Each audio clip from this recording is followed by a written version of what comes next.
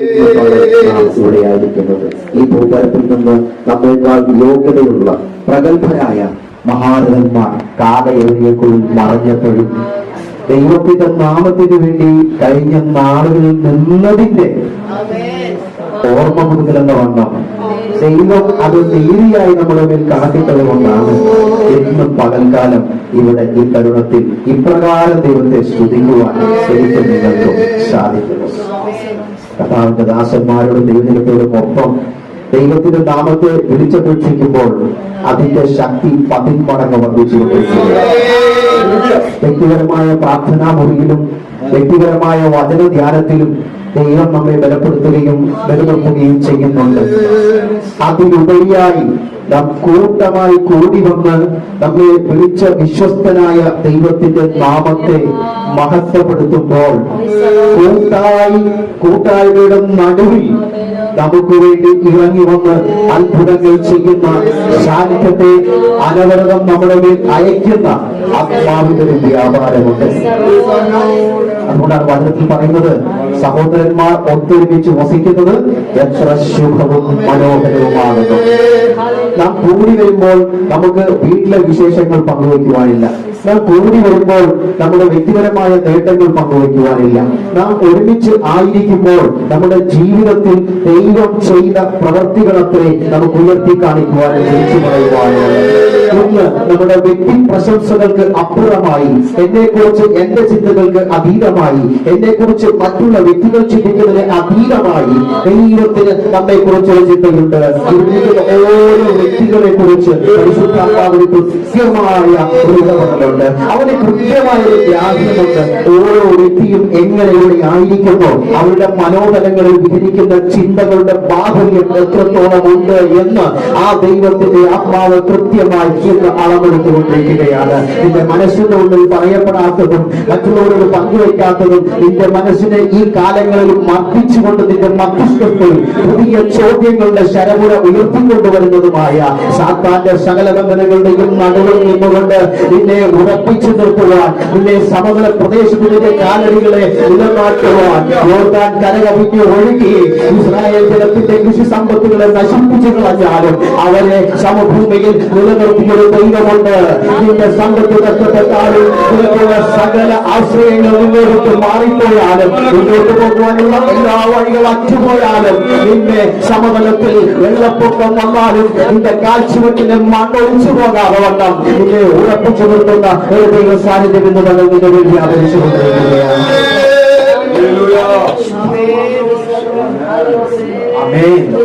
ദൈവത്തിന്റെ സാന്നിധ്യം നമ്മുടെ നടുവിലുണ്ട്. ആമേൻ.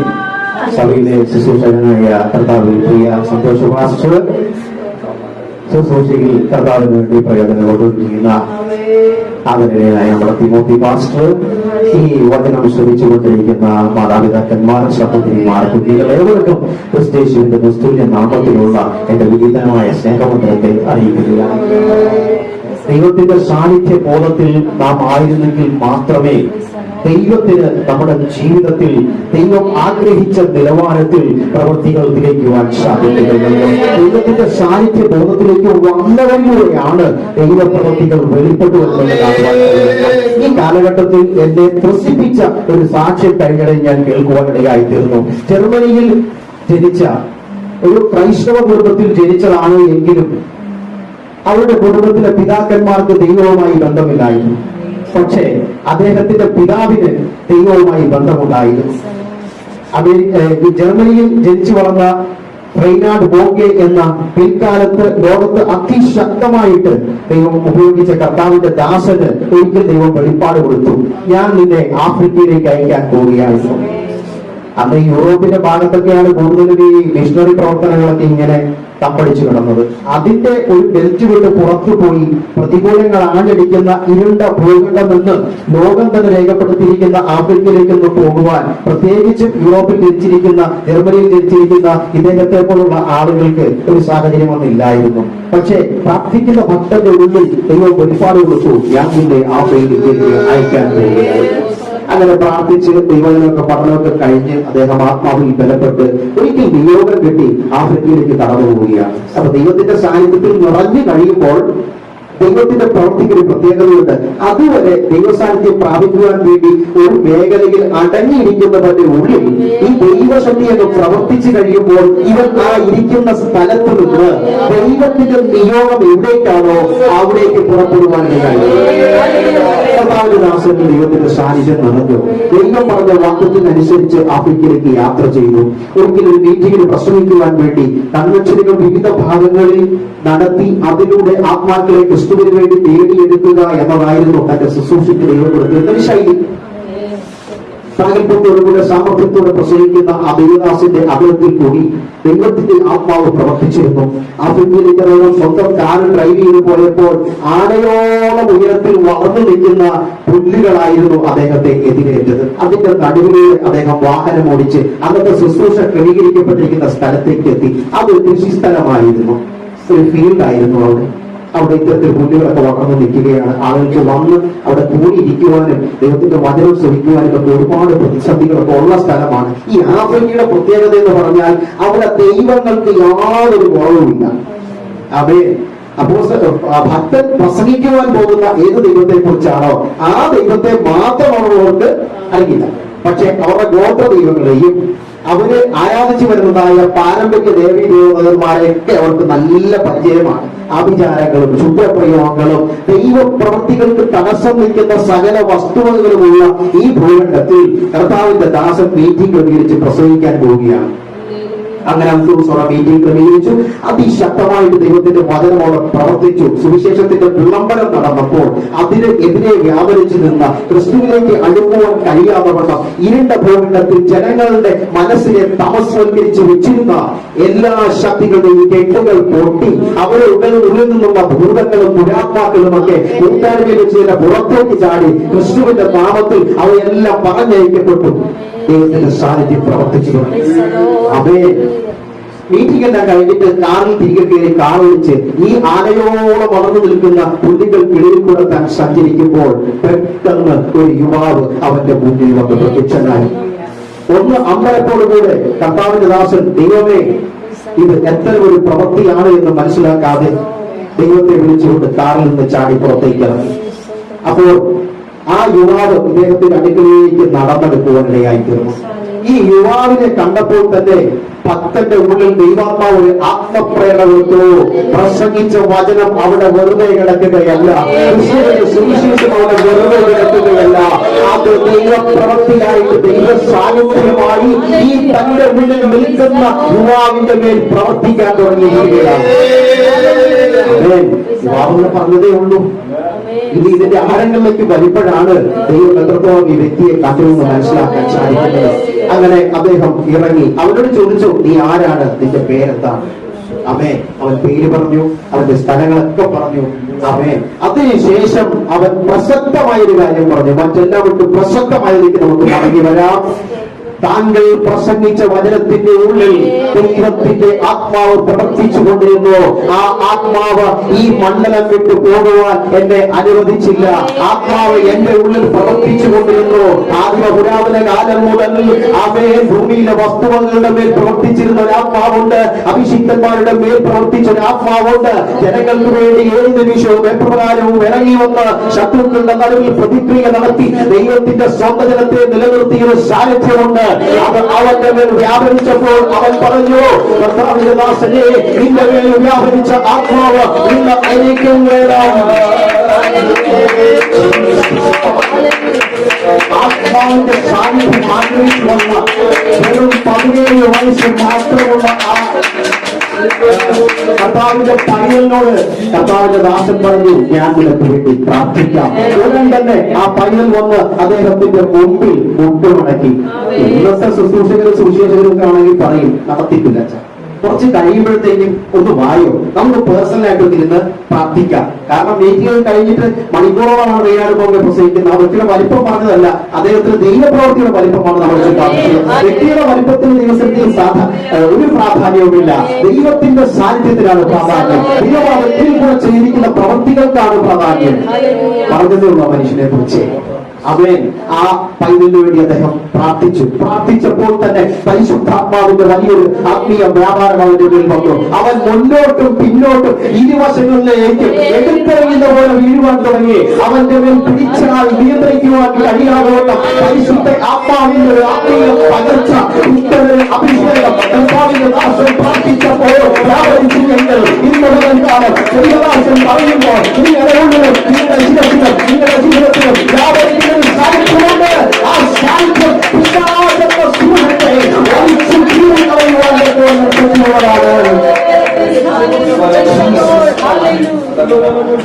ഈ സാഹചര്യം കഴിഞ്ഞു. ഇരുവരും പ്രാർത്ഥിച്ച് പിരിഞ്ഞു. ആത്മാവിന്റെ പകർച്ച പ്രാപിച്ച ആ വ്യക്തിയും അവിടെ നിന്ന് പോയി. ശുശ്രൂഷകൻ അടുത്ത മീറ്റിംഗിലേക്ക് പോയി. ഒരു ദിവസം യാദൃശ്ചികമായി നമ്മുടെ മോഹേ സാറിന്റെ കയ്യില് ഒരു കടലാസ് ഇങ്ങനെ വന്നു. ഒരു നോട്ടീസിന്റെ ഒരു കഷണമായിരുന്നു അത്. ഒന്ന് എടുത്ത് വായിച്ചപ്പോൾ കർത്താവിന്റെ ദാസന്റെ ഉള്ളിൽ അന്ന് പ്രാർത്ഥിച്ച് അവന്റെ മേൽ പകർന്നു കൊടുത്ത ആ ദൈവകൃപയുടെ സാക്ഷി ലഭിക്കുവാനിടയായി തീർന്നു. ഒരാൾ വേഗം താൻ ക്യാമ്പടിച്ചിരിക്കുന്ന ടെന്റിന്റെ അടുത്തേക്ക് വന്ന് പറഞ്ഞു, ഇന്ന സ്ഥലത്ത് ഒരു മീറ്റിംഗ് നടക്കുന്നുണ്ട്. അപ്പോ കൈനാടുപ്പൊക്കെ ചോദിക്കുകയാണ്, ആരാണ് ഇന്നത്തെ അവിടെ പ്രാസംഗികനായി വന്നിരിക്കുന്നത്?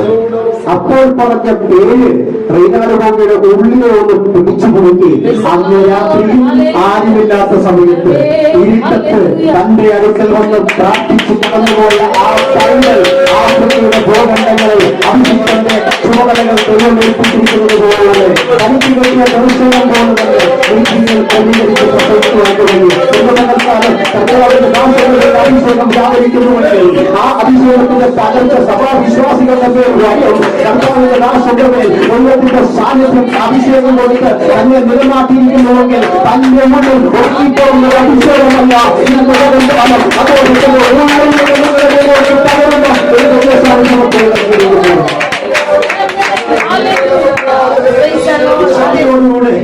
ഇരുവരും ആഫ്രിക്കയുടെ ഭൂഖണ്ഡങ്ങളിൽ ദൈവത്തിന്റെ വചനം വിളിച്ചു പറഞ്ഞു. ദൈവത്തിന്റെ വചനം എവിടെ വിളിച്ചു പറയപ്പെടുന്നുവോ, വിളംബരം ചെയ്യുന്നുവോ, അവിടെ ദൈവത്തിന്റെ പ്രവർത്തികൾ ഉണ്ടാകും. ലോകത്തെ കീഴിൽ മറിക്കുവാൻ ശക്തിയുള്ളതാണ് ഈ വചനം. കടങ്ങളിൽ നിന്ന് വെല്ലുവിളിക്കുന്ന ദുഷ്ടരെ വരച്ച വരവണ്ണത്തിൽ നിർത്തുവാൻ കഴിയുന്നതാണ് ദൈവത്തിന്റെ വചനം. തകർന്നിരിക്കുന്ന മനസ്സുകളെ രൂപാന്തരപ്പെടുത്തുവാൻ കഴിയുന്നതാണ് ദൈവത്തിന്റെ വചനം. അത്തന്റെ വായുകൾ കടന്നു പോകുന്ന വചനം അതിന്റെ പ്രവൃത്തി നിലയ്ക്കാതെ മടങ്ങി വരിക ഇല്ല എന്നുള്ളത് ഇന്ന് ദൈവത്തിന്റെ വാക്തമായിരിക്കുകയാണ്. ദൈവത്തിന്റെ സാന്നിധ്യത്തിൽ ആയിരിക്കുക. ദൈവത്തിന് നമ്മോട് സംസാരിക്കുവാനുണ്ട്. നമുക്ക് വേണ്ടി വലിയ കാര്യങ്ങൾ ചെയ്യുവാനുണ്ട്. വളരെ വേഗത്തിൽ സമയത്തിന്റെ പരിമിതി നമുക്ക് മുമ്പിലുണ്ട്. കർത്താവിന്റെ ആത്മാവ് എന്റെ ഹൃദയത്തെ പ്രകാശിപ്പിച്ച ഒരു വേദഭാഗം വായിച്ച് നമുക്ക് മുന്നോട്ട് ചുരുങ്ങിയ ചില ചിന്തകൾ വളരെ വേഗം പങ്കുവെച്ച് ഈ ശുശ്രൂഷയ്ക്ക് വിരാമം കുറിക്കുക. ന്യായാധിപന്മാരുടെ പുസ്തകം 14-ാം അധ്യായം അതിന്റെ 6-ാമത്തെ വാക്യം.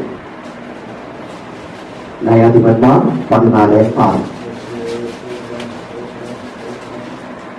അപ്പോൾ യഹോവയുടെ ആത്മാവ് അവന്റെ മേൽ വന്നു. കയ്യിലൊന്നുമില്ലാതിരിക്കെ അവൻ അതിനെ ഒരു ആട്ടിൻകുട്ടിയെ പോലെ കീറിക്കളഞ്ഞു. താൻ ചെയ്തത് അപ്പനോടും അമ്മയോടും പറഞ്ഞില്ല.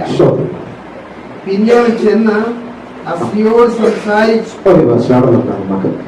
ഇവിടെ 6-ാമത്തെ വാക്യം ഏവർക്കും സുപരിതമാണ്. ന്യായാധിപന്മാരുടെ പുസ്തകം 14:6. ഉപകരണമൊന്നും കൂടാതെ വളരെ വേഗത്തിൽ ഇവിടെ ദൈവം പറഞ്ഞിരിക്കുന്ന തൊടുപുടിയായുള്ള വാക്യം ഒരിക്കൽ കൂടെ ഞാൻ ആവർത്തിച്ച് വായിക്കാം. കയ്യിൽ ഒന്നും ഇല്ലാതിരിക്കെ അവൻ അതിനെ ആട്ടിൻകുട്ടിയെ പോലെ കീറിക്കളഞ്ഞു. പരിശുദ്ധി ആത്മാവിന്റെ ഉള്ളത്തിൽ പ്രകാശിപ്പിച്ചത് ചിലതിലേക്ക് കീറിക്കളയുന്ന ഒരു ദൈവസാന്നിധ്യമായിട്ട് വന്നിരിക്കുന്നത്. കഴിഞ്ഞ നാളുകളിൽ ആശുപത്രികൾ ദൈവസാന്നിധ്യമായിരുന്നു. കഴിഞ്ഞ നാളുകളിൽ അഭിഷേകം ദൈവസാന്നിധ്യമാണ്. കഴിഞ്ഞ നാളുകളിൽ ഓരോ മേഖലകളിൽ നിന്ന് മറ്റൊരു മേഖലയിലേക്ക് പഠിച്ചു നൽകുന്ന സാന്നിധ്യമായിരുന്നു. എന്നാൽ ഇന്ന് പകൽ നമുക്ക് എതിരായി നിൽക്കുന്ന സാക്ഷാത്യ മണ്ഡലങ്ങളിലെ അരുവികളെ ആത്മാവിൽ തീരിക്കളയുന്ന നമ്മുടെ ദൈവത്തിന്റെ വലിയ പ്രത്യേകതയാണ്. പറയുന്നു നിന്റെ ഹൃദയത്തിന്റെ നെയ്വനെ ഞാൻ കീറിക്കളയും. യഹോവ പ്രവർത്തികൾ ഭയങ്കരനാണ്. അവന്റെ കയ്യിൽ അകപ്പെടുന്നത് എത്ര ഭയാനകമെന്ന് വചനം പറയുമ്പോഴോ ഇന്ന് പകൽക്കാലം ദൈവത്തിന്റെ കയ്യിൽ അകപ്പെടാതിരിപ്പാത്തവണ്ണം വിശുദ്ധിയുടെ നിർമ്മലതയിലും വചനത്തിന്റെ അടിസ്ഥാനത്തിലും എന്ന് പകൽ ഉറച്ചു നിൽക്കുന്നത് അത്യാവശ്യമായി പരിശുദ്ധാത്മാവ് പ്രവർത്തിക്കുകയാണ്. ഈ അധ്യായത്തിൽ നമുക്ക് കാണുവാൻ കഴിയുന്ന കഥാപാത്രം ശിംശോനാണ്. അതെ, അല്ലെങ്കിൽ സാംസൺ. ഈ ശിംശോന്റെ പ്രത്യേകത ഏവർക്കും അറിയാം. വളരെ വേഗം പറയട്ടെ. ശിംശോൻ അസാധാരണമായ ബലവും ശക്തിയുമുള്ളവനായിരുന്നു. അവൻ ഫിസിക്കലി വളരെ സ്ട്രോങ് ആയിട്ടുള്ള വ്യക്തിയായിരുന്നു. ഫിസിക്കലി വളരെ സ്ട്രോങ് ആയിട്ടുള്ള വ്യക്തിയായിരുന്നു. എഹെസ്കേൽ പ്രവചനത്തിൽ 30-ാം അധ്യായത്തിലേക്ക് പോകുമ്പോൾ വായിക്കേണ്ട, അവിടെ നമുക്ക് കാണുവാൻ കഴിയുന്നത് ഇസ്രായേലിന്റെ ബലത്തെ താങ്ങുന്നവരെല്ലാം വീണു പോകും. ബലമുള്ള ഒരു വ്യക്തിയായ ശിംശോനെ ഇവിടെ ഉയർത്തി കാണിച്ചിട്ട് മറുവാക്യത്തിൽ പരിശുദ്ധാത്മാവ് പറയുകയാണ്, ബലത്തെ താങ്ങുന്നവൻ താളടിയായിരിക്കും. അപ്പോൾ ഭാഗികമായ ഭൗതികമായ ബാഹ്യബലത്തിൽ ആശ്രയിക്കുന്നവർക്കൊന്നും അധികകാലം നിലനിൽപ്പില്ല. ദൈവത്തിന്റെ ആത്മാവിലും ദൈവത്തിന്റെ ശക്തിയുടെ ബലത്തിലും ആശ്രയിച്ചെങ്കിൽ മാത്രമേ അധികകാലം നമുക്ക് യാത്രയോടുവാൻ കഴിയുകയുള്ളൂ. ശിംശോനെ കുറിച്ച് ദൈവത്തിന്റെ വചനത്തിൽ പറഞ്ഞിരിക്കുന്നത് അവൻ പരാക്രമശാലി എന്നാണ്. പരാക്രമശാലി. തിരുവചനത്തിൽ ഒരുപാട് പരാക്രമശാലികളെ കുറിച്ച് പഴയ നിയമം വാചാലമാകുന്നുവെങ്കിലും 3 പേരുകൾ തൊടുമുഴിമാനം പോലെ ഞാൻ പറഞ്ഞുവിടാം. 1 ശിംശോൻ, 2 ഗിദെയോൻ, 3 ഇബ്താൻ. ആമേൻ. ഈ 3 പേരിൽ നിന്നും ശിംശോനെ വ്യത്യസ്തനാക്കുന്നതിന് ഒരു ചരിത്രമുണ്ട്. ശിംശോൻ ബലമുള്ളവനായിരുന്നു. പക്ഷേ അവൻ ദൈവത്തോടുള്ള ഉടമ്പടി വിട്ടു കഴിഞ്ഞപ്പോൾ അവന്റെ മേലുള്ള യഹോവയുടെ ബലം മാറുവാനായിട്ടിരുന്നു. ഇന്ന് പകൽ നീ നിൽക്കുന്നത് ഉടമ്പടിയിലാണ്. ക്രിസ്തുവിന്റെ പുതിയ നിയമത്തിന്റെ ഉടമ്പടിയിലാണ് നിൽക്കുന്നത്. പരിശുദ്ധാത്മാവിന്റെ ഉടമ്പടിയിലാണ് നിൽക്കുന്നത്. ദൈവത്തിന്റെ വചനമെന്ന ദൈവങ്ങളുടെ വാക്യമായ ആത്മീയ ഉടമ്പടിയിലാണ് നിൽക്കുന്നത്. ആ ഉടമ്പടിയിൽ നിന്ന് അപ്പോൾ തന്നെ നിന്റെ മേൽ ദുഷ്ടന്റെ കരത്തിലൂടെ സിംഹം മുന്നിലേക്ക് വരിക. നമ്മളാണെങ്കിൽ എന്ത് ചെയ്യും? ദൈവമേ കൃപ സ്തോത്രം കഴിക്കും. ഇതോടുകൂടെ നമ്മൾ ഓട്ടം അവസാനിച്ചു എന്ന് പറയും. പക്ഷേ അവൻ ഒരു മറുപടിയും പറയാതെ തന്റെ മേൽ യഹോവയുടെ ഉടമ്പടിയും വാക്തത്വവും മനസ്സിലാക്കിയ മൃഗക്കാരനായിരുന്ന സാംസൺ ശിംശോൻ എന്ന് പറയുമ്പോ ഒരു ആട്ടിൻകുട്ടിയെ കീറിക്കളയുന്ന ലാഘവത്തോടുകൂടെ അവൻ ആ സിംഹത്തെ കീറിക്കളയുവാനായിത്തീർന്നു. ഇപ്രകാരം പറയുന്നു, സാത്താൻ ആരെ വിഴുകേണ്ടു എന്നറിയേണ്ടതിന് അവൻ സിംഹത്തെ പോലെ ചുറ്റി നടക്കുകയാണ്. വചനത്തിൽ ഈ ചുറ്റി നടക്കുന്നത് പറയുമ്പോ മറ്റൊരു വാചകം, ഒരു പ്രയോഗമുണ്ട്, ഒരു വാക്യമുണ്ട്, ഒരു വാചകമുണ്ട്. ഊടാടി സഞ്ചരിക്കുക എന്നത് പിശാചിനോടുള്ള ബന്ധത്തിൽ അത് പറഞ്ഞു വന്നത് മാത്രം. ഊടാടി സഞ്ചരിക്കുക 2 കൂട്ടർ ചെയ്യുന്ന പ്രവർത്തികളാണ്. 1 ദൈവത്തിന്റെ ദൂതന്മാരും, 2 പിശാചും. ആമേൻ. ദൈവത്തിന്റെ ദൂതന്റെ പ്രവൃത്തികളൊക്കെ നമുക്ക് വചനത്തിൽ വളരെ സവിസ്തരം പറഞ്ഞിട്ടുണ്ട്.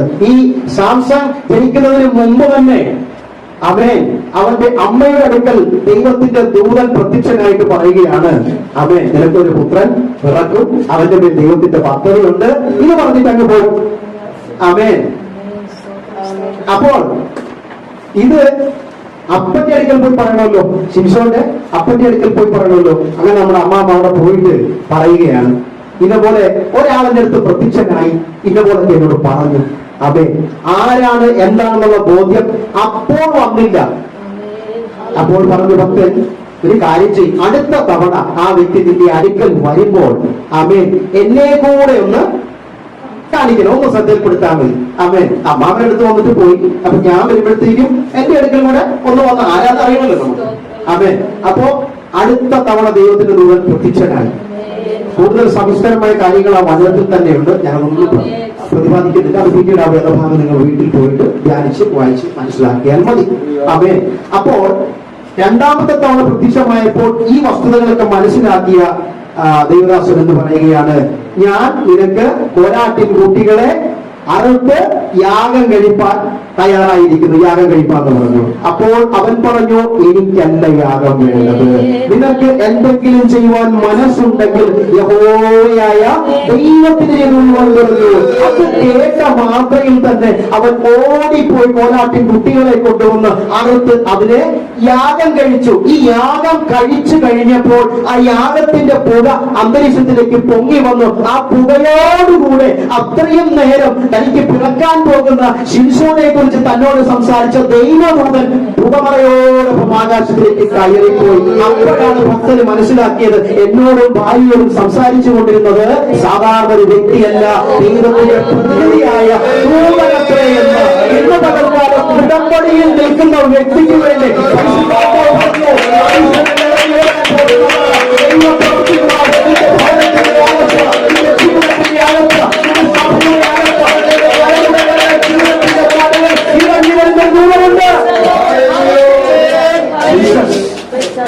കർത്താവിനെ പിടിച്ചോണ്ട് പോകുമ്പോ കർത്താവ് പറഞ്ഞു, ഞാനൊരു വാക്ക് പറഞ്ഞാൽ മതി, എനിക്ക് വേണ്ടി എല്ലാത്തിനും അടിച്ച് നിലംപരിച്ചാക്കുന്ന താളടിയാക്കി കളയുന്ന ശക്തിയിൽ ശക്തന്മാരായ പ്രബലന്മാരായ നിങ്ങൾക്ക് അളക്കുവാൻ കഴിയാത്തത്രയും ബാഹ്യബലം സ്വന്തമായുള്ള ദൂതന്മാരെ എന്റെ പിതാവായ ദൈവം അയക്കുമെന്ന് പറഞ്ഞു.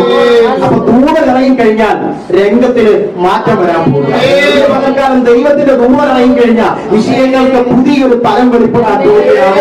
അവൻ ദൂതൻ കുളഞ്ഞിറക്കുന്നത് വരെ അവനവിടെ കാത്തു നിൽക്കുവാനിടയായി തീർന്നു. അപ്പൊ ദൂതൻ ഇറങ്ങുന്നോടം വരെ കാത്തിരിപ്പ് നമ്മൾ വേണം.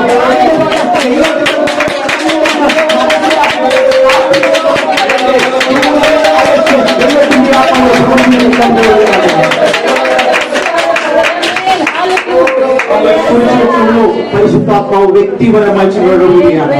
ഇന്ന് പകൽ നിനക്ക് വേണ്ടി പ്രതിസന്ധികളുടെ നടുവിൽ മനുഷ്യന്മാർ പലർ വന്ന് അവർ പഠിച്ച എല്ലാ ഉപായങ്ങളും പയറ്റി നോക്കിയിട്ട് അതിന് വിടുതൽ വന്നില്ല. മാനുഷികമാവുന്ന ബുദ്ധി ഉപയോഗിച്ച് നിന്റെ പ്രതിസന്ധികളെയൊക്കെ മാറ്റുവാൻ അവർ ശ്രമിച്ചപ്പോഴും അതിനൊന്നും വിടുതൽ വന്നില്ല. എന്നാൽ അങ്ങനെയുള്ള വിഷയത്തിന്റെ നടുവിൽ ദൈവം നിന്റെ ദൂതനെ അയച്ച് നിങ്ങളുടെ അത്ഭുതം ചെയ്യുവാൻ പോവുകയാണ്. അതിന്റെ പ്രത്യേകത എന്താ? ദുർഘടമായ വഴികളെ നിനക്ക് മുൻപായി കടന്നുപോയി അവൻ നേരെ ചൂടയാക്കുവാൻ ശക്തിയുള്ളവരാണ്. ദുർഘടമായ വഴികൾ ദുർഘടമായ വഴികളെ ദൈവത്തിന്റെ സാധിക്കുന്നത് എന്റെ മകനെ, ദൈവത്തിന്റെ സാധിക്കുന്നത് എന്റെ മകനെ.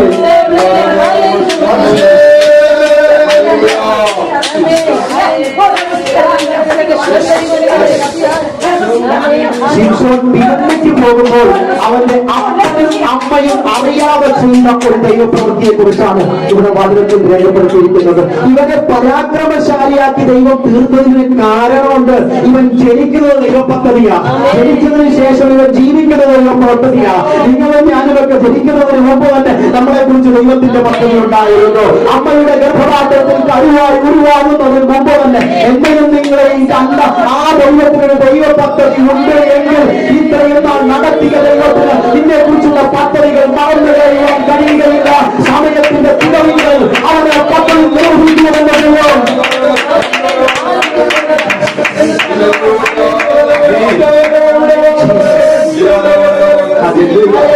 ഇവിടെ കർത്താവ് പറയുകയാണ്, ദൈവം പറയുകയാണ്, നിനക്ക് ഒരു പുത്രൻ പിറക്കും. ഇത് തന്നെയല്ലേ കർത്താവായ യേശു ക്രിസ്തുവിന്റെ ജനനത്തെ കുറിച്ച് പുതിയ നിയമത്തിൽ ദൈവത്തിന്റെ മുഴുവൻ മറിയോട് പറഞ്ഞത്.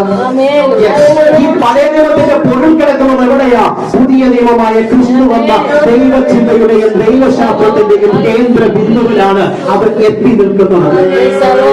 ജീസസ് പരാക്രമശാലിയായിരിക്കുന്ന ഈ ശിംശോൻ സിംഹത്തെ കീറിക്കളഞ്ഞത്. നമ്മുടെ മുമ്പിൽ ഈ ദിവസങ്ങളിൽ ചില സിംഹം പോലത്തെ അരൂപികൾ ശക്തികൾ കടന്നു വരും. അവയെയൊക്കെ കാണുമ്പോൾ പിന്നോട്ട് പോകുവാനും ഭയപ്പെടുവാനുമല്ല, വചനത്തിന്റെ വെളിപ്പാടുള്ള അവന്റെ വെള്ളക്കാർ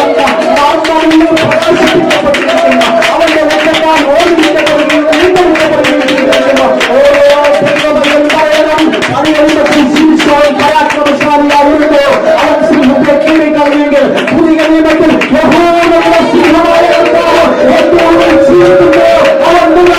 സർവത്തിന്റെ മതിയായവനാണ്. ശത്രുക്കളുടെ മുകളിലേക്ക് ഓടുന്നവരും അവരെ കീറിക്കളഞ്ഞാൽ ഇന്ന് പകൽ ദൈവാത്മാവ് പറയുന്നു, ഏറ്റെടുത്തോളുക, നിന്റെ ഉള്ളിൽ പുതിയൊരു ബലം വ്യാപരിക്കുകയാണ്. പുതിയൊരു ആത്മാവിന്റെ ബലം വ്യാപരിച്ചപ്പോഴാണ് ഇവിടെ ഭക്തര് കീറിക്കളയുവാൻ കഴിയുന്നത്. ശത്രുവിന് ഇന്നുപോലെ ആത്മാവിന്റെ ബലം വ്യാപരിക്കുമ്പോൾ ചില പ്രത്യേകതകൾ ജീവിതത്തിൽ ഉടലെടുക്കുവാനിടയായിത്തീരും. ആത്മാവിന്റെ ബലം വന്നപ്പോൾ യെഹെസ്കേൽ പ്രവാചകൻ എവിടെയെത്തി? അസ്ഥിക്കുമാരങ്ങളുടെ നടുവിൽ താഴ്വരയിലെത്തി. ചിലപ്പോൾ ദൈവത്തിന്റെ ആത്മാവ് ഇതിൽ വ്യാപരിക്കുമ്പോൾ, ദൈവത്തിന്റെ ബലം വ്യാപരിച്ചു കഴിയുമ്പോൾ നീ എത്തുന്നത് ഫലപൂർത്തിയുള്ള സമതല പ്രദേശങ്ങളിൽ ആവില്ല.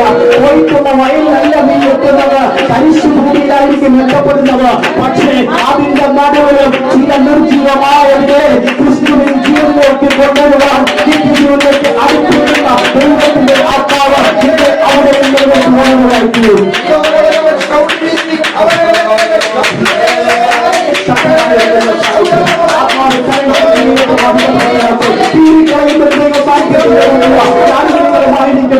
ശൂഷന്റെ മേൽ വ്യാപരിച്ച ദൈവത്തിന്റെ സാന്നിധ്യം ഉണ്ടായിരുന്നു. ക്രിസ്തുവിന്റെ മേൽ ഇറങ്ങി വന്ന ദൈവത്തിന്റെ സാന്നിധ്യം ഉണ്ടായിരുന്നു. ശത്രുവാകുന്ന സിംഹത്തെ അവൻ എതിരാളിയെ ശിംശോൻ പഴയ നിയമത്തിൽ കീറിക്കളഞ്ഞുവെങ്കിൽ പുതിയ നിയമത്തിൽ അപ്രകാരം ശത്രുവിന്റെ രൂപത്തിൽ, സിംഹത്തിന്റെ രൂപത്തിൽ അലറിക്കൊണ്ടതിന്റെ തകർപ്പുകളിൽ വാറുകെട്ടി വെല്ലുവിളിച്ച് മല്ലുപിടിക്കുവാൻ വരുന്ന പിശാചിനെ കീറിക്കളയുന്ന ഒരു വലിയ സാന്നിധ്യത്തിന്റെ ഉള്ളിലുണ്ട്. അതിന്റെ സിംഹമാകുന്ന കർത്താവിന്റെ സാന്നിധ്യമൊക്കെ പരാക്രമിയായ ശിംശോൻ പിന്നീട് നാസിർ വൃതക്കാരനായ അവന്റെ ജഡക്കുള്ളിൽ ഉണ്ടായിരുന്ന ദൈവശക്തിയുടെ ഒരു വെളിപ്പാട് അവൻ നീരയ്ക്ക് കൊടുത്തപ്പോൾ അവൻ തകർച്ചയിൽ വീഴുവാൻ ഇടയായിത്തീർന്നു. വളരെ വേഗം പറയട്ടെ, നിന്റെ ജീവിതത്തിൽ, ആത്മീയ ജീവിതത്തിൽ, ആത്മീക നിലവാരത്തിൽ പരിശുദ്ധാത്മാവിൽ നിന്നെ നിലനിർത്തിയിരിക്കുന്ന ചില രഹസ്യങ്ങളുണ്ട്. അത് ദൈവവും നീയും തമ്മിലുള്ള ബന്ധത്തിൽ ഇരുന്നു പോകണം. മറ്റൊരു വ്യക്തിയിലേക്ക് അത് പകരപ്പെടുവാൻ ഇടയാകരുത്. നിന്റെ ആത്മീയ ജീവിതത്തിന്റെ രഹസ്യം ലോകത്തിൽ ആരെങ്കിലും അറിഞ്ഞു കഴിഞ്ഞാൽ നിന്നെ തകർക്കുവാനുള്ള സകല തന്ത്രങ്ങളും അവരെ കയറ്റിക്കൊണ്ടുവരുന്നു. അവൻ നീതിമാനെ ചെയ്യേണ്ടതിന് ശത്രുക്കൾ തക്കം പാർത്തിരിക്കുന്നതാണ് സങ്കീർത്തനക്കാരൻ പറയുന്നത്. എന്നവരും നീതിമാനായ ദൈവത്തിന്റെ ദാസരും ദാസിയും ദൈവ മക്കളും ഒരുമിച്ച് നിൽക്കുമ്പോൾ തന്നെ ദൈവത്തിന്റെ നീതിയുടെ പ്രകാശനം നമ്മുടെ ഇന്നത്തെ രക്ഷാഘോഷം, ഇന്നത്തെ സുപ്രധാന കാലം, ഇന്നത്തെ ദൈവത്തിന്റെ പ്രസാദം നമ്മുടെ ഉള്ളിൽ, നമ്മുടെ കൂട്ടാളികളിൽ നമ്മുടെ ഉള്ളതുകൊണ്ടാണ് ഉൾപ്പെടെ നമുക്ക് തകർത്ത് മുന്നേറുവാൻ കഴിയുന്നത്. പെന്തക്കോസ്തിൽ വന്നിട്ട് നമ്മളൊക്കെ ഇങ്ങനെ നിലനിൽക്കുന്നുണ്ടെങ്കിൽ അതിന് വർഷങ്ങളായിട്ടൊരു കാരണമുണ്ട്. അവൻ ഈ പ്രസ്ഥാനത്തെ, ഈ ഉണർവിനെ അങ്ങ് ക്രിസ്തുവിന്റെ ഉയർപ്പിനും പുനരുദ്ധാരണത്തിനും ശേഷം തന്നെ ഉടയിലേ നുള്ളിക്കളയുവാൻ, അപ്പോസ്തലന്മാരെ പിടിച്ച് കാരാഗ്രഹത്തിൽ അടയ്ക്കുവാൻ, അവിടുത്തെ വെള്ളവും വേണ്ട പോലും ഭക്ഷണവും കൊടുക്കാതെ ഞെരുക്കിക്കളഞ്ഞ് ഈ ഒരു മുന്നേറ്റം അടുത്ത നൂറ്റാണ്ടിലേക്കും തലമുറയിലേക്കും പോവുകയില്ല എന്ന് പറഞ്ഞ് ഭക്തരൊന്ന് വെല്ലുവിളിച്ചതാ. പക്ഷേ കടവകളെ ഭോജിച്ചുകൊണ്ട് ഈർച്ചവാദികളുടെ പൂർത്തിലും ക്രിസ്തുവിന്റെ സുവിശേഷം വിരോധ വാശിയോടെ പ്രഖ്യാപിച്ച് ഭക്തൻ സഹിച്ച് എഴുതി തയ്യാറാക്കിയ വിശുദ്ധ പുസ്തകത്തിന്റെ വചനങ്ങളാണ് എന്റെ കുട്ടികളെ ഉറപ്പിച്ചു നിൽക്കുന്നത്. വിദ്യാഭ്യാസ യോഗികളോ കുടുംബം മഹിമയോ മഹത്വമോ ആന്തരമോ ധനമോ സമ്പത്തോ അല്ല എന്ന് നിങ്ങളോ ഉറപ്പിച്ചു നിൽക്കുന്ന കാലം നമ്മൾ ഉൾപ്പെടുന്ന ക്രിസ്തുവിന്റെ തേജസ് വികാരിച്ചു കഴിയുന്ന ഈ മാറുകളുടെ കഷ്ടങ്ങളോ കാര്യമില്ലാതെ എന്നുള്ള തരത്തിൽ നമ്മളെ ക്രിസ്തുവിൽ പ്രകാശിതരാക്കി നിർത്തുന്ന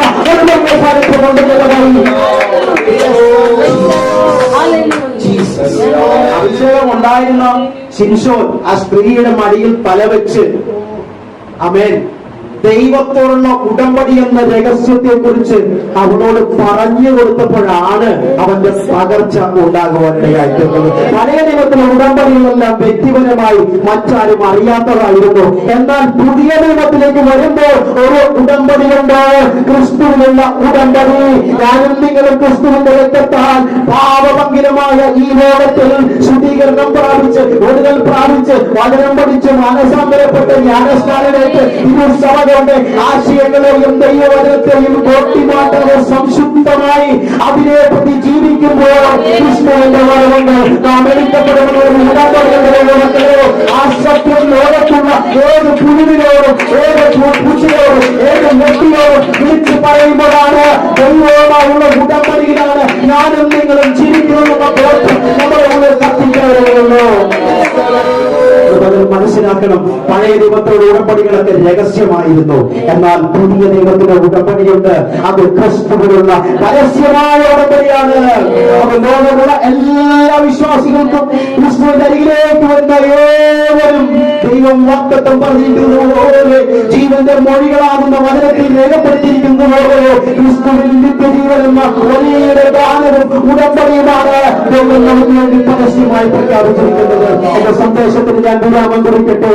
വളരെ ചുരുങ്ങിയ ഒരു നേരം ദൈവത്തിന്റെ ആത്മാവ് നമ്മോട് സംസാരിച്ചത് സിംഹത്തെ കീഴടക്കുന്നു. പുതിയ നിയമത്തിൽ യഹോവ സിംഹമാകുന്ന കർത്താവ് എന്റെ നിങ്ങളുടെ ഉള്ളിലുണ്ട്. അപ്പോസ്തലൻ പറഞ്ഞ വചനത്തിന് പ്രകാരം എന്റെ ഉള്ളിലുള്ളവൻ ലോകത്തിലുള്ള എല്ലാവരുമല്ലോ.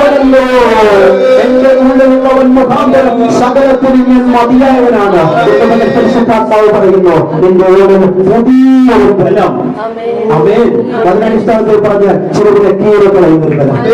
അവരുടെ പുതിയൊരു അധികാരം ഇന്ന് പകൽക്കാലം കൈമാറിയിരിക്കുകയാണ്. അവലം ഏറ്റെടുത്തുകൊണ്ട് അതിശക്തമായി പറഞ്ഞിരിക്കുന്നത് പോലെ ഓട്ടം തികയ്ക്കുന്ന ആ പ്രത്യാശയുടെ ലാക്കിലേക്ക് ഈ ദിവസങ്ങളിൽ വളരെ ഒരുപാടോടുകൂടെ ഓടിക്കയറുവാൻ നാം തയ്യാറാകേണ്ടത് അത്യന്തം ആവശ്യമുള്ള വസ്തുതയാണ് എന്നുള്ളത് നമ്മുടെ ഹൃദയത്തിന്റെ പലകയിൽ നിങ്ങൾ കോഴിയിടുവാൻ തീരണം. ഇന്ന് പകൽ ശിംശോൻ ദൈവത്തിന്റെ സാന്നിധ്യത്തിൽ നിന്ന് അകറ്റുമ്പോൾ, ദൈവത്തിന്റെ ഉടമ്പടി തെറ്റിച്ചപ്പോൾ തന്നെ ശത്രുവും ആ സ്ത്രീയും ചേർന്ന് അവനെ കാരാഗ്രഹത്തിൽ അടയ്ക്കുവാൻ ഇടയായിത്തീർന്നു. അവന്റെ കാഴ്ചകൾ നഷ്ടപ്പെട്ടു. അവൻ ചങ്ങലഗ്രസ്തനായി കാരാഗ്രഹത്തിൽ അകപ്പെട്ടു. പക്ഷേ കാരാഗ്രഹത്തിന്റെ നടുവിലും അവന്റെ ഉള്ളിൽ കിടന്ന ഒരു വേർപാടുണ്ടായിരുന്നു. ഒരിക്കൽ കൂടെ ദൈവത്തോടൊന്ന് അപേക്ഷിച്ചാൽ ദൈവം കൈകൊള്ളുകയില്ല. ദൈവത്തോട് അപേക്ഷിക്കുവാൻ തയ്യാറായാൽ എന്റെ നാഥൻ നിന്നെ ഉപേക്ഷിക്കുകയില്ല. ദൈവത്തെ വിളിച്ചപേക്ഷിച്ചു കഴിഞ്ഞാൽ തീർച്ചയായും കാരാഗ്രഹത്തിന്റെ നടുവിലാണെങ്കിലും ഒറ്റപ്പെടുന്ന നടുവിലാണെങ്കിലും ദൈവം നിനക്ക് വേണ്ടി ഇറങ്ങി വരുവാൻ ഇടയായിത്തീരും. ഒരിക്കൽ കൂടെ ദൈവത്തോട് പ്രാർത്ഥിച്ചപ്പോൾ, ദൈവമേ, ഈ ഫെലിസ്ത്യരോട് എനിക്ക് പ്രതികാരം ചെയ്യേണ്ടതിന് ഒരിക്കൽ കൂടെ ശക്തിയോ എനിക്ക് തിരിച്ചു തരണമെന്ന് പറഞ്ഞു. അപ്പോൾ തന്നെ ആ പ്രാർത്ഥന കേട്ട് നമ്മുടെ അരുമനാഥൻ എന്ത് ചെയ്യുമോ, ദൈവത്തിന്റെ ബലത്തെ ഒന്നുകൂടെ അവന്റെ മേൽ പകരുവാനിടയായിത്തീർന്നു. ജീവിച്ചിരുന്നതിനേക്കാൾ അധികം പേര്, ജീവിച്ചിരുന്നപ്പോൾ കൊന്നതിൽ അധികം പേര് അവൻ ആ കൂടുകളിലേക്ക് തന്റെ കലകളായി അമർത്തി അവൻ യഹോവയുടെ ബലത്തിൽ ആശ്രയിച്ച് താഴേക്ക് കുനിഞ്ഞപ്പോൾ ആ പില്ലറുകളെല്ലാം നിലപ്പരിയായി വീഴുവാനിടയായിത്തീർന്നു. അപ്പോൾ യഹോവയിൽ ആശ്രയിച്ച് കഴിഞ്ഞാൽ ബലം വ്യാപിക്കും. ആ ബലം വ്യാപരിച്ചു കഴിഞ്ഞാൽ ഇതിനെ ഒതുക്കി വെച്ചിരിക്കുന്നത് ചില അവൻ തൂണുകളായാലും ചങ്ങലകളായാലും ആത്മീക അന്ധതയായാലും ഇന്ന് പകൽ അത് മാറിപ്പോകുവാനിടയായിത്തീരും. പഴയ നിയമത്തിൽ പരാക്രമശാലികളെ കുറിച്ച് ദൈവം പറഞ്ഞിട്ട് ഞാൻ വചനം വായിച്ചപ്പോൾ പുതിയ നിയമത്തിൽ ഒരു പരാക്രമശാലിയുടെ പേര് പോലും ഇല്ല. പുതിയ നിയമത്തിലേക്ക് വരുമ്പോൾ അതിശക്തനായ ഒന്നാമത്തെ നമ്മുടെ വ്യക്തിത്വം കർത്താവ് നികൃഷ്ടമായി നീചമായി നിന്ദിക്കപ്പെട്ട് അവൻ കാൽവരിയുടെ കൊലക്കളത്തിൽ ഒരു വലിയ ദ്രോഹിയെ പോലെ, കുറ്റവാളിയെ പോലെ അവന്റെ ജീവൻ വെളിയുവാനിടയായിത്തീർന്നു. ക്രിസ്തുവിനെ മൂന്ന് സമൂഹത്തോട് ചേർത്ത് വെച്ച് നമുക്ക് ചിന്തിക്കുവാൻ കഴിയും. ഒന്നാമത്തെ സമൂഹം എന്ന് പറയുന്നത് അവൻ റോമാക്കാരാണ്. രണ്ടാമത്തെ സമൂഹം ഗ്രീക്കുകാരാണ്. മൂന്നാമത്തെ സമൂഹം യഹൂദന്മാരാണ്. അതുകൊണ്ടാണ് വചനം അവൻ ഇപ്രകാരം ചോദിക്കുന്നത്, ശാസ്ത്രി എവിടെ? അവൻ ന്യായാധിപന്മാർ എവിടെ? താർക്കികൻ എവിടെ? ഇതൊക്കെ വേറെ ചൂണ്ടുന്നത് ഈ മൂന്ന് സമൂഹത്തിനാണ്. റോമാക്കാരുടെ പ്രത്യേകത എന്താ? അവർ എപ്പോഴും ശക്തിക്ക് പ്രാധാന്യം കൊടുക്കുന്നു. അവൻ ഗ്രീക്കുകാരുടെ പ്രത്യേകത എന്താ? അവർ എപ്പോഴും തത്വശാസ്ത്രത്തിന് മാത്രം പ്രാധാന്യം കൊടുക്കുന്നു. യഹൂദിന്റെ പ്രത്യേകത എന്താ? അവന് വെളിപ്പെടുവാനിരിക്കുന്ന മശിലയിൽ മാത്രമാണ് ആശയം, അവൻ ആശ്രയമുള്ളത്. അവൻ അവന്റെ മത ആചാരങ്ങൾ തെറ്റിക്കാതെ ആ അനുഷ്ഠാനങ്ങളിൽ കൂടെ മാത്രം ദൈവത്തെ പ്രസാദിപ്പിക്കാമെന്ന് ചിന്തിക്കുന്നു. ഇന്ന് പകൽ ഈ മൂന്ന് സമൂഹങ്ങളുടെ പ്രതിച്ഛാദനവും നമ്മുടെ സമൂഹത്തിൽ കാണുവാൻ കഴിയുന്നുണ്ട്. ശക്തിയിലൂടെ ദൈവത്തെ പ്രസാദിപ്പിക്കാമെന്ന് വിചാരിക്കുന്നു, നടക്കില്ല. അവൻ ബുദ്ധിയിലും തത്വശാസ്ത്രത്തിലൂടെ ദൈവത്തെ അവൻ പ്രസാദിപ്പിക്കാമെന്ന് കഴിയുന്നു, അവൻ ചിന്തിക്കുന്നു, നടക്കുകയില്ല. മൂന്നാമത്തെ കൂട്ടം മതത്തിന്റെ ആചാരങ്ങൾ ചെയ്ത് ദൈവത്തെ പ്രസാദിപ്പിക്കാമെന്ന് കഴിയുന്നു. പെന്തക്കോസ്റ്റിന്റെ ഉള്ളിലുള്ള ഞാനും നിങ്ങളും മനസ്സിലാക്കണം, ഇത് ഒരു ആചാരമല്ല, ഇത് ഒരു അനുഷ്ഠാനമല്ല, ഇത് ക്രിസ്തീയമായുള്ള അഭേദ്യമായ ഒരു ബന്ധത്തിന്റെ ഉടമ്പടിയാണ്. ആരാധനയ്ക്ക് വന്നു. അവൻ അതുപോലെ പ്രാർത്ഥിച്ചു, ദൈവത്തിൽ ബലപ്പെട്ടു, മഹത്വപ്പെട്ടു എന്ന് പറഞ്ഞുകൊണ്ട് ദൈവത്തെ പ്രസാദിപ്പിക്കാമെന്ന് ചിന്തിക്കരുത്. അതിന്റെ അപ്പുറം ഒരു ആത്മീക തലമുണ്ട്. ദൈവത്തിന്റെ ഉടമ്പടിയിൽ നിലനിന്നെങ്കിൽ മാത്രമേ ദൈവത്തിന്റെ പ്രസാദം എന്റെയും നിങ്ങളുടെ ഇറങ്ങി വരുവാൻ ഇടയായിത്തീരുകയുള്ളൂ. ആ ഉടമ്പടി തെറ്റിച്ചിട്ടുണ്ടെങ്കിൽ ആ ഉടമ്പടിയിലേക്ക് മടങ്ങി വരുവാൻ പരിശുദ്ധാത്മാവ് പറയുന്നു. വ്യക്തിപരമായി ആത്മശോധന ചെയ്യുവാൻ ഓരോരുത്തരും തയ്യാറാവുക. കഴിഞ്ഞ നാളുകളിൽ ദൈവത്തോട് എന്തെങ്കിലും ഉടമ്പടി നീ ചെയ്തിട്ടുണ്ട് എങ്കിൽ, ആ ഉടമ്പടിയിൽ നിന്ന് അകന്നു പോയിട്ടുണ്ട് എങ്കിൽ, ഇന്ന് ദൈവത്തിന്റെ ആത്മാവിൽ നിരപ്പ് പ്രാപിച്ചുകൊണ്ട് ഉടമ്പടിയിലേക്ക് മടങ്ങിയോ, ഉടമ്പടിയിലേക്ക് മടങ്ങി വന്നു കഴിഞ്ഞാൽ നിന്റെ ജീവിതത്തിൽ വലിയൊരു ബലം വ്യാപരിക്കും. ഒരു ദുഷ്ടശക്തിക്കും അടിച്ചമർത്തുവാൻ കഴിയാതെ വണ്ണം പഴയ ദിനത്തിൽ വ്യാപരിച്ച ഒരു വ്യക്തിയുടെ മേൽ വന്ന് പോയി നിന്ന ദൈവ സാന്നിധ്യം അല്ല, അതിന് അപ്പുറം ലോകാവസാനത്തോളം ഞാൻ നിങ്ങളോട് കൂടെ ഇരിക്കുമെന്ന് വാക്തത്വം പറഞ്ഞ് അനുഭവനായ നമ്മുടെ കർത്താവിന്റെ സാന്നിധ്യം. ഈ മൂന്ന് സമൂഹത്തിലുള്ള ആളുകളും ക്രിസ്തുവിനെ അംഗീകരിക്കുന്നില്ല. സമയക്കട്ടെ, ക്രിസ്തുവിനെ മൂന്ന് അംഗീകരിക്കുന്നില്ല. മശിനിയാകുന്ന ക്രിസ്തു ക്രൂശിൽ വെളിപ്പെട്ടപ്പോൾ യഹൂദർ അംഗീകരിച്ചില്ല. കാരണം അവരുടെ വിശ്വാസം അവര് പറയുന്ന മശിന അവൻ യെരൂശലേമിനെ തലസ്ഥാനമാക്കിക്കൊണ്ട്, അവൻ ഇസ്രായേലിനെ തലസ്ഥാനമാക്കിക്കൊണ്ട് ഈ ലോകത്തെ മൊത്തം ഭരിക്കുന്ന മശികയാണ്. ഇത് പ്രതീക്ഷിച്ചിരുന്നവരുടെ നടുവിൽ അവൻ ദയനീയമായ അവസ്ഥയിൽ ക്രൂശിതനാകുന്ന ഒരു കർത്താവിനെയാണ് മശികയായിട്ട് അവർ കാണാൻ തയ്യാറാകുന്നില്ല. മറുഭാഗത്ത് യേശുവിന്റെ തത്വചിന്തകളൊന്നും നമ്മുടെ അവൻ ഗ്രീക്കുകാർക്ക് ഉൾക്കൊള്ളാൻ പറ്റിയിരുന്നില്ല. പറഞ്ഞില്ലേ, അവൻ നിന്നെ പോലെ നിന്റെ അയൽക്കാരനെയും സ്നേഹിക്കുക, ശത്രുവിനോട് ക്ഷമിക്കുക, ഇങ്ങനെയുള്ള തത്വചിന്തകളൊക്കെ പറഞ്ഞപ്പോൾ ഗ്രീക്കുകാർക്കും ഇതങ്ങ് ധരിക്കാറോ. അവരെയും ക്രിസ്തുവിനെ തള്ളിക്കളഞ്ഞു. അതാണ് പറയുന്നത്, സ്വന്തം ജനത്തിന് വേണ്ടി ഞാൻ വന്നു എങ്കിലും അവർ എന്നെ കൈക്കൊണ്ടില്ല. പുറം ജാതികളായ നാമോ അവരെ കൈക്കൊണ്ടത് ദൈവരീതിയായതുകൊണ്ട് ഇന്ന് മകൻ ആയുധങ്ങളും ഇവിടെ ആയിരിക്കുന്നു. എപ്പോഴും റോമാക്കാരനും അവൻ ഗ്രീക്കുകാരൻ ഉൾക്കൊണ്ടില്ല.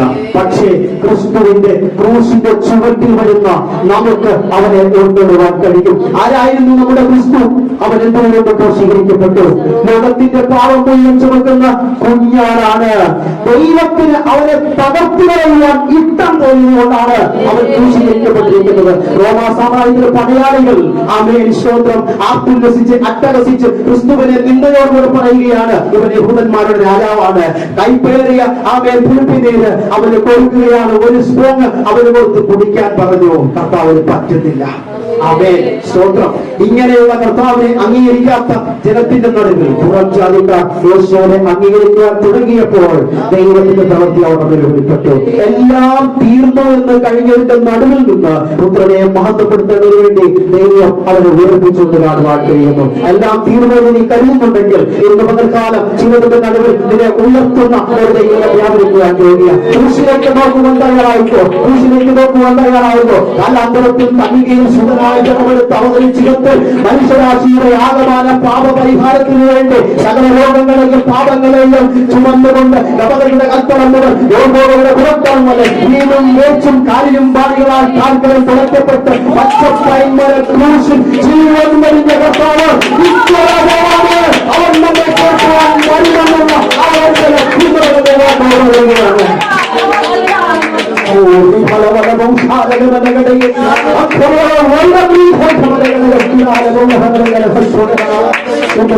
ദൈവത്തിന്റെ ആത്മാവിൽ ബലപ്പെടുവാൻ തയ്യാറാക്. നാം ചിന്തിച്ച വേദഭാഗം വളരെ വേഗത്തിൽ നിങ്ങളുടെ ഉള്ളിൽ ആത്മാവ് പ്രവേശിക്കട്ടെ. നമുക്ക് തലയുടെ ദിവസത്തിലേക്ക് വളർത്താം. നമ്മൾ പൂർണ്ണമായും ദൈവത്തിന്റെ സ്ഥലത്തിൽ ഏൽപ്പിച്ചു കൊടുക്കാം. നമുക്ക് നമ്മുടെ ആഗ്രഹങ്ങൾ തുറന്ന് നമ്മുടെ ഹൃദയങ്ങൾ തുറന്ന് ദൈവത്തോട് പറയാം, യേശുവിനെ ശത്രുവിനെ കീഴിക്കളയുന്ന ഒരു ബലമെനിക്ക് പകർന്നു നൽകുമാറാകരുത്. പഴയ നിയമത്തിൽ പരാക്രമശാലികൾ ഉണ്ട് കർത്താവേ, പക്ഷെ പുതിയ നിയമത്തിൽ പരാക്രമശാലി ഇല്ല.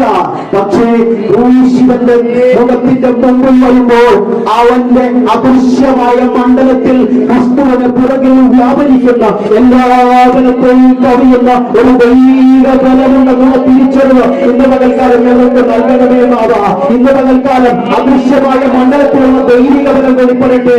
ദൃശ്യമായ മണ്ഡലത്തിൽ യേശു ക്രൂശിൽ കിടന്ന് ദയനീയമായി കൊല്ലപ്പെടുകയാണ്. പക്ഷെ അദൃശ്യമായ മണ്ഡലത്തിൽ അവൻ സ്വർഗാദി സ്വർഗങ്ങളോട് ദൈവത്തിന്റെ പദ്ധതിയാൽ ഉയർപ്പിക്കപ്പെട്ട ബലപ്പെടേണ്ടതിന് വേണ്ടി ദൈവത്തിന്റെ കരമതിന്റെ ബാക്ക്ഗ്രൗണ്ടിൽ ചലിച്ചുകൊണ്ടിരിക്കുകയില്ല.